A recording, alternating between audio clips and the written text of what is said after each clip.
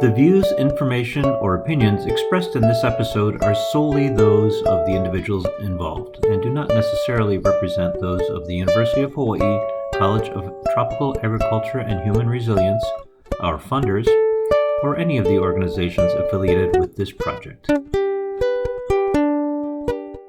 Welcome to a Seeds of Wellbeing Experts in the Field podcast featuring Hawaii agriculture producers and affiliates working in their field of expertise to support agriculture in Hawaii, in the United States, and in some cases around the world. These podcasts are made possible by a grant from the University of Hawaii College of Tropical Agriculture and Human Resilience, also known as CTAHR, and the Seeds of Wellbeing, or SO project, and is supported by a grant from the U.S. Department of Agriculture, National Institute of Food and Agriculture, and the Hawaii Department of Agriculture. My research now looks at the interface of global systems, global market systems in particular, and Hawaii's agri-food system development and how that shapes and reshapes the risk that we face in our food system, particularly, harkening back to that initial intrigue or that initial motivation of what if the ships stop coming, but now looking at it from a many more lenses than just believing that planting in my garden might make the change I wish to see. Many Hawaii agriculture producers we speak with feel stressed and a bit confused by the workings of politics and the bills in the legislature. They want to see important changes happen, but are unclear what agriculture-related bills may be in session or how individuals can be more involved to help things change. In this episode, we speak with Hunter Heaivilin, Hawaii Farmer Union's Advocacy Director and founder of Supersistence, to try to get a handle on the state of things in early 2026 and what folks can do to help impact the changes they want to see. Aloha, welcome to another Seeds of Wellbeing Experts in the Field podcast. Today we have the pleasure of speaking with Hunter Heaivilin from Supersistence, among other things. I think of Hunter as kind of the person I reach out to if I have any questions or want updates about legislative issues that impact Hawaii ag producers. But let's hear from Hunter. Hunter, introduce yourself and say hi and let me know or let us know what you think is your role and your function in Hawaii ag or in Hawaii in general. Sure. Yeah. Happy to be here, Jim. Thank you for having me. As you said, I'm Hunter Heaivilin. I think of myself as an agricultural planner and increasingly a policy consultant. I have a consulting firm called Supersistence that has been my container for all manner of consulting efforts for the past 15 plus years, I think. And that's really run the gamut from garden design, school garden education, a lot of primary research, data analysis, and increasingly a lot of policy work. And so one of my longstanding professional roles as a consultant has been supporting the Hawaii Farmers Union as the Advocacy Director, where I do all of our government relations work and some of the outreach with our membership, trying to understand emerging issues and some cases, maybe we could say some new takes on longstanding issues to inform our policy platform. And then I represent us at the state legislature as a lobbyist each year and increasingly dabble in some of the county and federal work as well. Yeah, and I can put a link to your website in the show notes. I'll put links in general in the show notes, which folks can get a lot more details about you on your website. There's some great info there, and it shows, I think it illustrates your history well of what you've done over the years. But what got you to this point specifically? It seems like it's an interesting choice that you've made, and you could have made a lot of different choices and a lot of forks in the road. So what got you here? Yeah, let's see. I guess my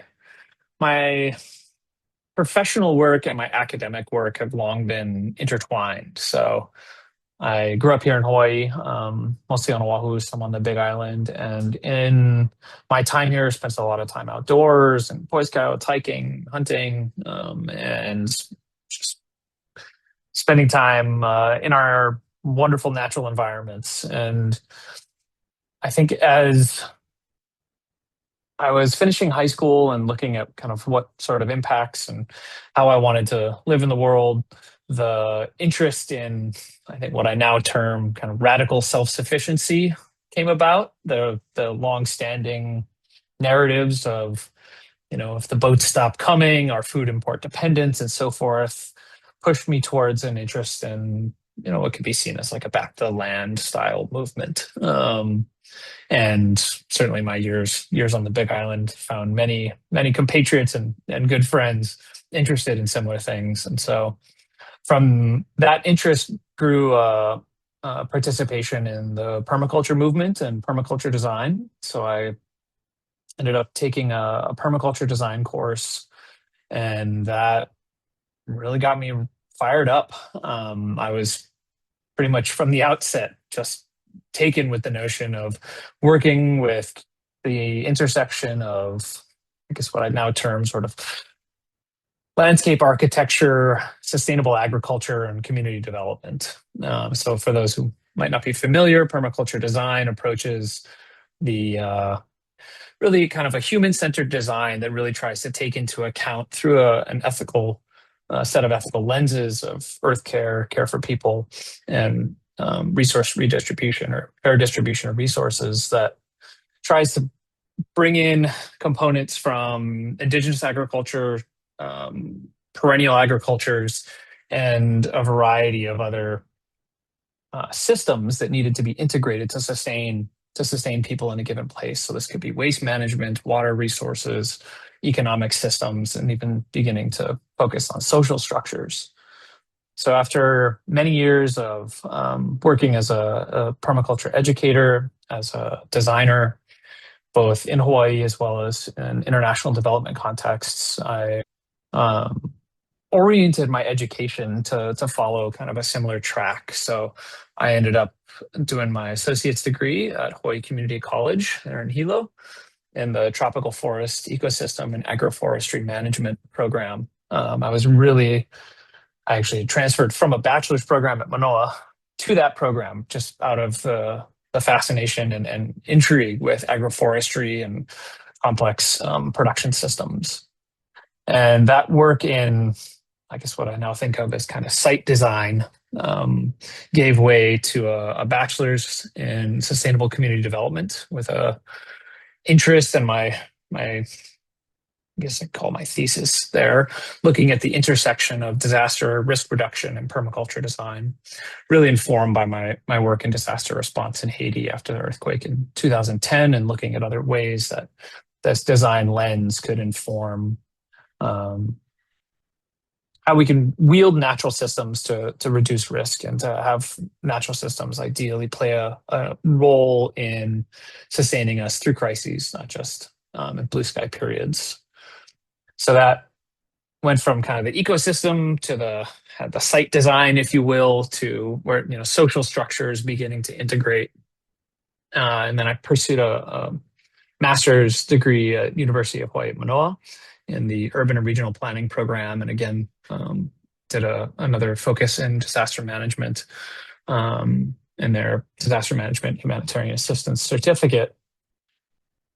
My research at the time was really starting to get a little bit more spatial, at a broader scale than just an individual site. So my capstone project for my planning degree looked at the spatial extent of the potential for urban agriculture in the primary urban center of Honolulu. So started to kind of interface with what are some of the, in permaculture parlance, the invisible structures, if you will, the regulatory systems, the zoning rules, and otherwise, that were potentially acting as barriers, could be wielded as supports for building a more, productive urban area.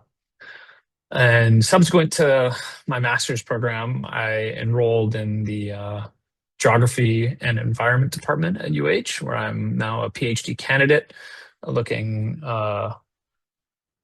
hopefully to finish my dissertation this semester, because the university is concluded. It would be high time for me to get out of here, of which I agree. You're actually working on your doctorate this morning, weren't you? Yes. So I apologize if the academic language slips in a little too much, but my research focuses on, again, kind of that graduating scales that I somewhat intentionally years ago put into my my academic track is that my research now looks at the interface of global systems, global market systems in particular, and Hawaii's agri-food system development, and how that shapes and reshapes the risk that we face in our food system, particularly, harkening back to that initial intrigue or that initial motivation of what if the ships stop coming, but now looking at it from a many more lenses than just believing that planting in my garden might make the change I wish to see. Right, or just having a community garden in Honolulu. It's not necessarily going to be enough, right? Yeah, and well, I think sometimes I maybe get too critical about one strategy or another, especially as I maybe depart one filling my life for a different tack, but increasingly view these as all of these activities, as strategies, and that there is no real silver bullet. The world and its systems are increasingly complex, and so having a bevy of solutions at our disposal and things that are accessible to a wide variety of community members is important. So Yes, I was hoping you would just give us a magic bullet and we could fix it in the next couple of weeks, but it's not that but simple. once the dissertation's done, that'll be it. Okay. Yeah, just so long as somebody wants to read a book. Okay. Your business card says you're a political agroecologist. Is that right? Oh yeah, I think it's got a few things on there. Like my website, my business card is sort of a long, maybe a vestigial thing. It's got a few things listed on there. So political agroecology, it's a sort of a variant on the field of political ecology, which looks at the politics of people in place. And so as a geographer, I'm really looking at the way that people and landscapes interact, how they shape one another, and the political ecology lens then layers in what are the politics, what are the power structures that frame and constrain activities and different actors within those relationships. So the appending of the agro portion in there really draws upon agroecology, which sometimes referred to as the science of sustainable food systems. And so I think of my work not just coming from a critical lens of a political ecologist, but also coming to some degree from a given perspective, and that being that my work is focused on the transition to sustainable food systems through policy and the mechanisms that govern the power and the resource distribution for agriculture and food. That sounds equally complex to me. What can you offer for Hawaii ag producers related to politics, and perhaps how to stay on top of things, how to participate, how to help make changes that they want to see happen in the legislature? Yeah, big question. I'll attempt to answer bit by bit. So I guess in my role as the advocacy director with Hawaii Farmers Union, the Farmers Union, as a chapter of the National Farmers Union, which is the longest running farm membership organization in the United States, has long had three pillars of cooperation, education, and legislation, or maybe taking a turn now towards framing it as advocacy. The cooperation piece has been a key mechanism that brought farmers together in communities across the country to collectively address, what issues that may have otherwise been experienced individually, right? So this could be insurance, this could be inputs, this could be marketing, and that's a key mechanism that has brought people together. Fortunately, once you have a lot of people together talking about what their issues are, at some point, the market mechanisms that are out there may not be the only thing that needs to be addressed. And that's where the legislation or the advocacy work really comes in. And so with Hawaii Farmers Union, we have 16 chapters across the islands, and that robust membership affords an opportunity for me to go and learn from producers all over the islands about what it is that they're facing, what it is that they're trying to address in their community, what are the emergent issues. And there are many. I think as any agricultural producer knows, whether it's invasive species, lack of market information, asymmetries in access to water and land resources, or maybe some forms of state subsidy. There are myriad opportunities, or I could say there are myriad reasons to weigh in with your local government, with your state government, with your federal government. I think part of what's really interesting in looking at some of the data from the last legislative session, Hawaii Farmers Union in my role, we were one of the more active lobbying organizations in the state, as was the Hawaii Farm Bureau. And I think it begs the question of why is it that agriculture in a state that has a robust history of agriculture in varying forms, why is it that agricultural entities need to be so active?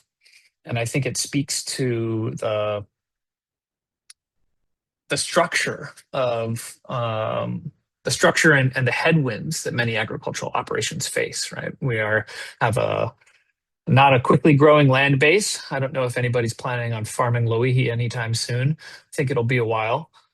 So land is not expanding, water resources, and those land resources have long been consolidated under a few interests, both public and private. And the legacy of plantation agriculture has the state largely focused on certain scales of production that don't necessarily represent the broadest diversity of agricultural operations that we have. And so when we look at the history of agrarian capitalism and capital and agriculture, there tends to be a asymmetry of power distribution, we could say. Again, apology for the academic language. Been working on my dissertation all morning. That sounds very politic to me as well, the way you phrased it. Yeah, I think part of it, right, is that I came from school gardens and permaculture design and growing all my own, and this desire to have a kind of white knuckle grip on my own means of production and processing and all of that. And as anybody who's in the field knows, building it all yourself ain't easy. And I think as I went through my education, it gave me a different appreciation for the status quo, not an apologism, but maybe an empathy for the difficulty of building and maintaining complex social and infrastructure systems while trying to navigate questions of equity and who should benefit. And so I view, the opportunity to weigh in political work as trying to combat maybe the inevitable inequities in power that come from having a large land base or having a large capital base, and trying to ensure that state subsidies in particular are oriented towards those who embrace what, again, in apologetically academic language, embrace what could be seen as labor-intensive agriculture versus capital-intensive agriculture, right? And so many of the smallholders and family farms across the islands do not have a fund backing their activities. They don't have necessarily even a large labor base at home or even within their community based off of land rents and housing costs and all the other things that have shifted who participates in agriculture. Let's get a little more specific, related to legislation and what's going on in 2026. What may be of interest to Hawaii ag producers? And so what's going on? Yes, a lot is going on. We are just a couple weeks into the legislative session. So if you're just listening to the podcast, my hair is even grayer than it was 2 weeks ago. Currently there's over 5,000 bills this session. Every year I go through and make a list, what I always hope is a short list and what always ends up being a very, very long list of bills. I think in the tracker that we have set up, there are about 400 that I'm keeping an eye on. Many of those will drop off soon. There are bills carried over from the first year of the fiscal biennium, so every 2 years. The legislature operates for bills introduced in the first year will get carried over in the second. So a number of those quickly will hopefully fall to the wayside, and I'll have a little bit less to track. But we have a list of priorities. So if you go to hfuuhi.org/policy, we can share that link to you. I've set up a dashboard that shows the long list of those, hundreds of measures, the top priorities, and those priorities were framed, I guess I could say, by my outreach to our chapters over the past year. And then our membership gets together at a convention, and in that meeting at convention, we actually have a prioritization process. So this year we use something called quadratic voting, which the prior year I employed a tool called ranked choice voting. So essentially being able to set the order of priorities. The quadratic voting essentially allows you to place an order and a weight.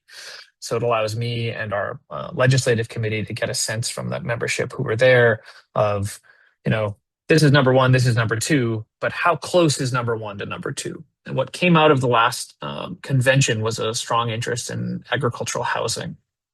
So there are a couple measures carried over from last year, or slightly modified, that are to create an agricultural workforce housing working group that would have Hawaii Farmers Union, Hawaii Farm Bureau, and others working together with other parties to understand what some of the hurdles are, what some of, we could say, the political barriers, be they zoning, be they other forms of regulatory oversight, that are frustrating the ability for an agricultural workforce to be housed at rates that make it likely that they want to stay an agricultural workforce. And my hope is that this would also explore what some of the regulatory hurdles may be for just living on farm, particularly in private property, because public land asset management is a whole other issue, and there are other bills related to that. So that was our number one priority for the year. There are some other long-standing issues. We've been advocating for a healthy soils program within the state for the past half a decade. This is following in line with some of the work that I do with the National Healthy Soils Policy Network, which we joined after having been advocating for it in Hawaii for about a year or so. And that is a network of organizations across the country that have either successfully or are continuing to advocate for healthy soils programs within their state, of which there are a number of states that have programs that already run this, or these types of efforts. Really, I view it as being a complement to the USDA's Natural Resource Conservation Service incentive programs, right? So many states run these as various forms of incentive. Currently, Hawaii does have a compost reimbursement program, which was a pilot that then passed into being a permanent program that's housed within the Department of Agriculture. We had advocated as well and successfully to create a cover crop pilot program that unfortunately was never promulgated by the state, despite it passing into law and having funds allocated for it. So there are hopefully in the coming years going to be more programs like compost reimbursement program, like a cover crop reimbursement program, and other forms of incentive to help coax folks into the world of regenerative, sustainable, however you want to frame it, conservation agriculture, or ideally as well, help support folks who are already internalizing these environmental costs of agricultural production. And we want to make the state's commitment to viable and healthy natural resources enshrined in some ways in our state constitution, something that is actually acted upon. And I view a Healthy Soils program as one mechanism to do so. Yeah, I saw you on a Zoom the other day where you were talking about the state of the bills in the legislature, and I saw that you make that available. The Farmers Union makes that available to non-members as well as members. It sounds like the website that you mentioned earlier is available to anyone. Correct. Anybody can go there and see what it is that I'm tracking and weighing in on. And every 3 weeks or so during the session and immediately thereafter, I'll be hosting a webinar, giving a whole rundown, a breathless 30 minutes of trying to summarize the dozens to hundreds of bills that are moving. And then there's a Q&A where I give myself a break and drink some water, and then get a chance to respond to questions from whoever happens to show up. And so while it's framed as being, it's put on by the Hawaii Farmers Union, and certainly is to support our members, there's no requirement for membership to participate. Though we would hope that you would maybe at least induce one to consider the value of membership, and because that advocacy is certainly one of those things, and being able to represent ourselves as speaking on behalf of a growing base of the agricultural industry here is a key mechanism for currying favor at the state capitol. Yes. I'll definitely put the links in the show notes. And to the Zoom series where you're giving the updates, if that's agreeable, if that's okay with Yeah, you. that'd be great. Yeah. And both on our policy webpage, it has the link. Okay, great. We got it covered then. So you said there's 400 bills at the early stages. What does that whittle down to by the end? Well, it varies year over year. In any given year, I think it's around 10 to 12% pass. It is a sprint and a marathon and a continuous exercise in hope. Yeah, it really varies. I mean, each year there's always some positive outcomes, and we try to grow the pie year over year. Since I've been involved, it's been, every year there's a reason, and usually a pretty good reason, why there isn't a lot of funds available at the state to pursue new ideas or good ideas. Whether it's COVID, Maui wildfires, could say changes within our federal administration, impacting state coffers.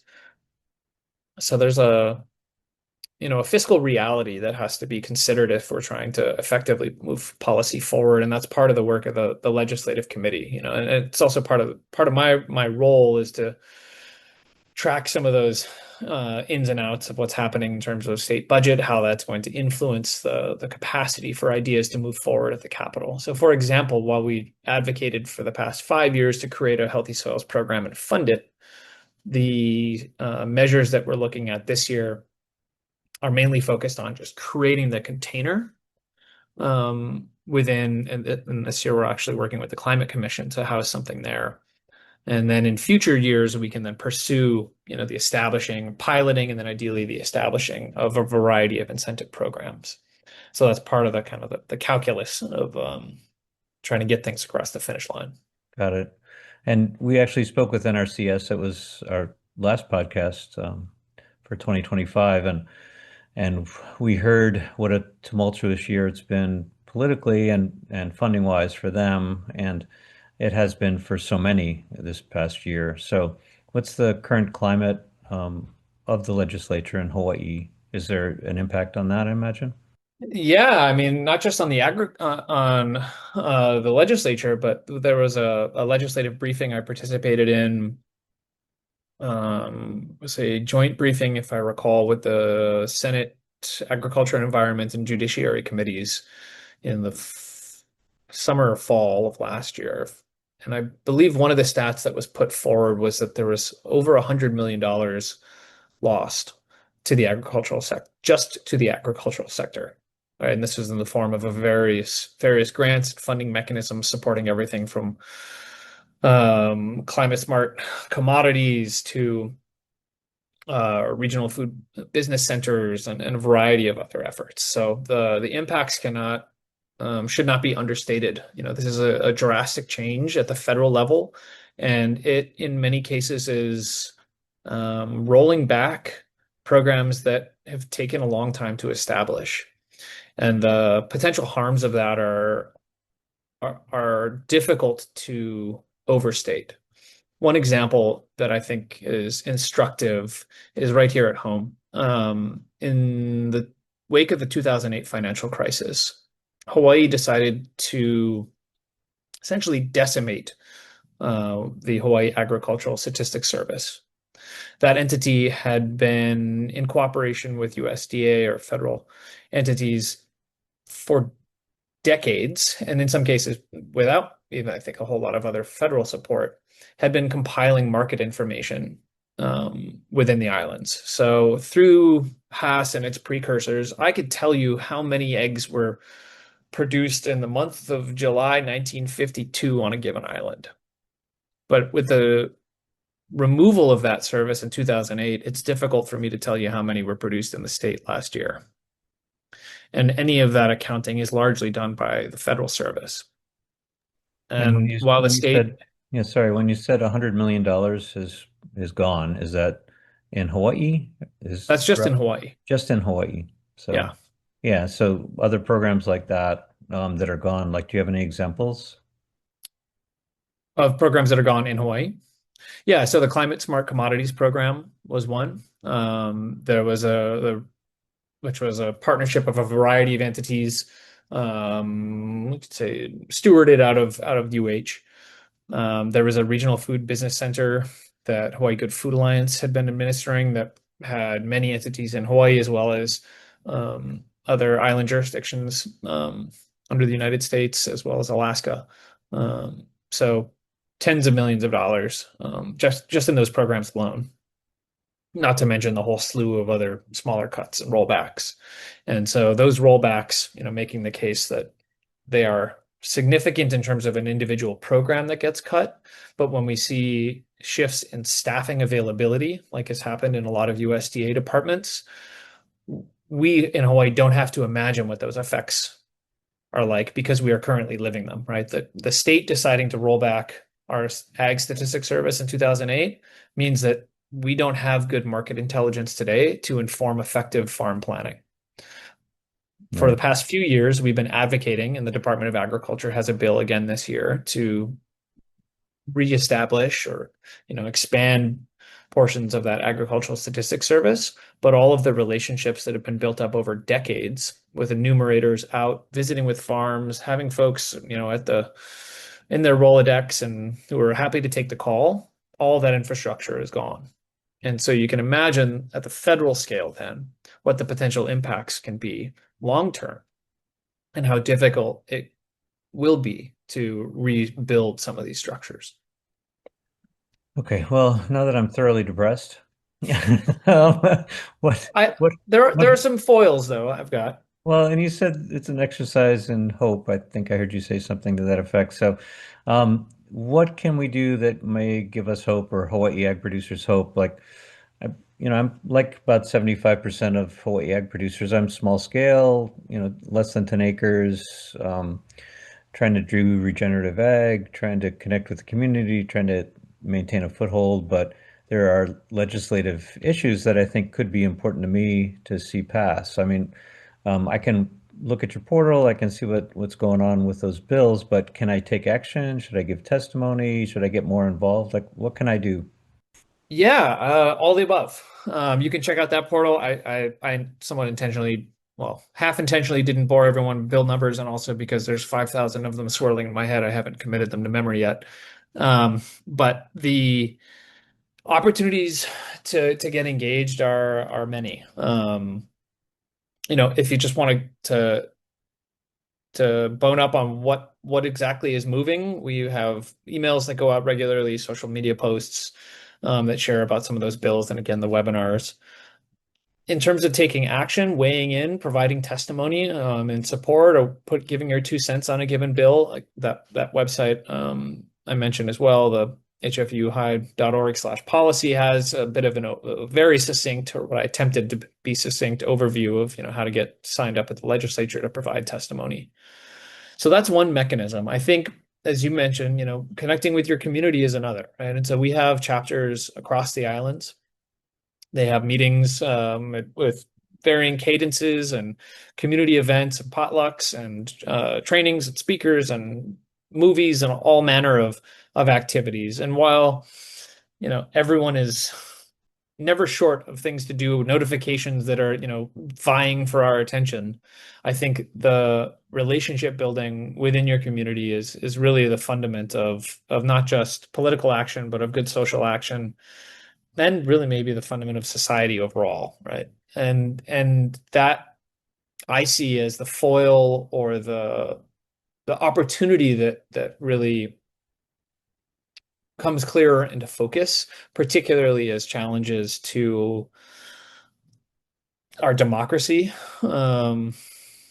rise, that having good community relationships, I think, is again and again being highlighted as a mechanism, as a critical mechanism for building whatever can resist some of those changes, and surely is a critical mechanism in building whatever comes next. So I think the, political advocacy side of it ideally is something that no one has to do alone, right? I'm not doing this in a vacuum. We've got membership all over the islands. We've got interested folks all over the islands, and it really is trying to leverage those relationships and the understanding and the care that people have for their communities is what informs my role and this work of the Hawaii Farmers Union. Yeah, so it sounds like start local, get involved, and then hopefully it will grow from there, right? Very much, and that's really the ethos that comes from the national level too. I can say, having attended a couple of our national conventions, it is chicken skin. It is just heartwarming and it's awe-inspiring being in the room with folks who have dedicated their lives to working with their communities. Farmers from every, corner of the country who have committed themselves to not just farm production, but to environmental management and to social betterment of themselves and their peers and their communities. And so I think that the Thursday meeting when you've already had a long day is rarely a grand, rarely glimmers in one's calendar, but the relationships that are built there are the sinews that afford us the strength to make change. And one of the mechanisms as well that we are looking at this year in terms of bills is the cooperative side of things. So Hawaii's cooperative laws have been in the books for some time. And we're allowed consumer cooperatives and agricultural cooperatives. However, we don't have a general cooperatives law that's as flexible as what many other states have implemented. So we're seeking to update that, as well as have been in discussion about what some local cooperative development might look like on behalf of the Farmers Union itself. And I view the cooperatives as being such a perfect example of, an expression of the values of this organization and of so many of the folks who are involved in smallholder and family farm agriculture, right? It's about a good environment that's safe for everybody, with healthy food, and an economic system that benefits the many. Yeah, and so absolutely. Yeah, we've that's spoken with the Ulu Co-op. great. Yes, and I think you've done work with them perhaps over the I've done years. some work with them. We're compatriots on this cooperative bill, Yeah, and I've also worked with them in the Food Hub network. And so great. that's, I think, another great example of the type of social organizational infrastructure.